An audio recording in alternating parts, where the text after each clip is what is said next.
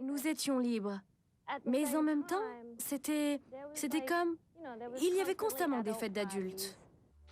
La liberté, c'était la ligne de conduite que suivaient les parents de Vanessa Holland. Leur foyer en Australie était le foyer d'un style de vie hippie qui comprenait l'usage libre des drogues et du sexe. Vanessa et ses frères et sœurs étaient témoins de toutes ces choses. Je me souviens avoir honnêtement espéré que mes parents me donnent des limites. Parce que quand vous êtes petite et que tout vous est permis, vous ne vous sentez pas en sécurité. À l'adolescence, je me suis mise à reproduire les mêmes habitudes que celles dans lesquelles j'avais été élevée. À 14 ans, vers mes 15 ans, je vivais déjà avec mon petit ami. Je fréquentais beaucoup de garçons. Je buvais, je fumais des joints. J'étais chahuteuse, bagarreuse, voyez-vous, comme ce que j'avais connu dans mon enfance. C'était tout à fait normal pour moi. Pour vous, ça l'était, mais aimiez-vous cela? Non, j'en étais même déprimée.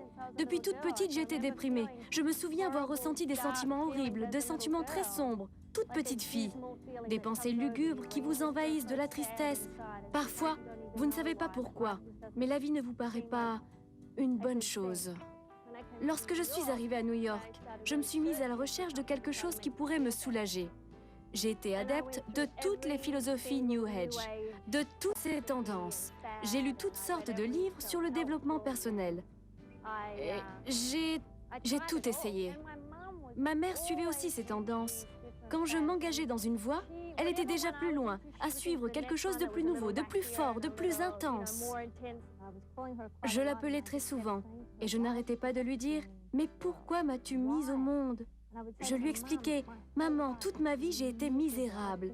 Mes 30 années de vie ont été 30 années de dépression.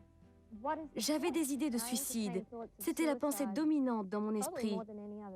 Il y eut un moment où j'ai même essayé, ce qui m'a valu un lavement d'estomac. » Après s'en être remise, Vanessa continua dans les philosophies New Age, dans l'espoir de trouver la paix. J'ai ensuite lu un livre qui disait « Dieu, c'est vous. Il est dans votre subconscient. Vous devez méditer et trouver votre puissance élevée, votre vous divin. » Vous pensiez quand même à Dieu? Oui, mais je ne savais pas qui était Dieu. Je faisais du yoga, je pratiquais les arts martiaux. J'étais une grande fanatique des arts martiaux. Il y avait une fille dans ce club d'arts martiaux qui m'a dit « Je vois que tu es très malheureuse. » Elle avait commencé à fréquenter le Brooklyn Tabernacle. Elle avait donné son cœur au Seigneur. Je me suis dit « Pourquoi pas? Je pourrais aller visiter son église, puisque je n'avais pas encore essayé ça. » Mon ami m'a invitée. Je l'ai accompagnée au Brooklyn Tabernacle.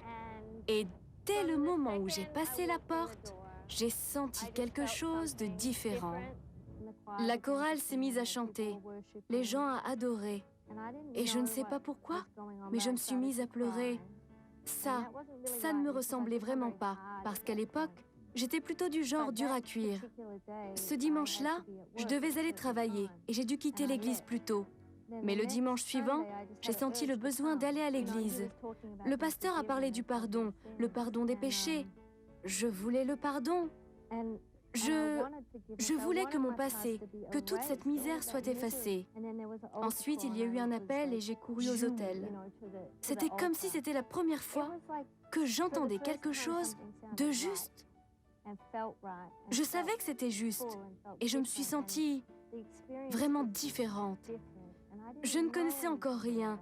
Je ne savais pas ce que signifiait être sauvée, mais je savais simplement que c'était la réponse. Et je la désirais. Depuis ce moment, je suis allée de mieux en mieux, avec chaque jour qui passe. C'est comme quand, si vous comparez, si vous me connaissiez avant, ceux qui savent comment j'étais avant, vous voyez ce que je veux dire? Et si vous comparez cela par rapport à moi maintenant, c'est différent à 100%. La mère de Vanessa, Barbara, devint chrétienne, elle aussi. Non seulement Dieu m'a donné une fille, mais il m'a donné une sœur en Christ. À présent, j'ai une sœur et une fille dans la même personne. Je lui en suis très reconnaissante. Il y a un verset qui, pour moi, résume vraiment ce que Dieu a fait dans ma vie. C'est Romains, verset 15-13, qui dit Que le Dieu de l'espérance vous remplisse de toute joie et de toute paix dans la foi, pour que vous abondiez en espérance par la puissance du Saint-Esprit. Moi, je sens l'abondance de l'espérance. Je sens l'abondance de la joie et j'ai vraiment la paix.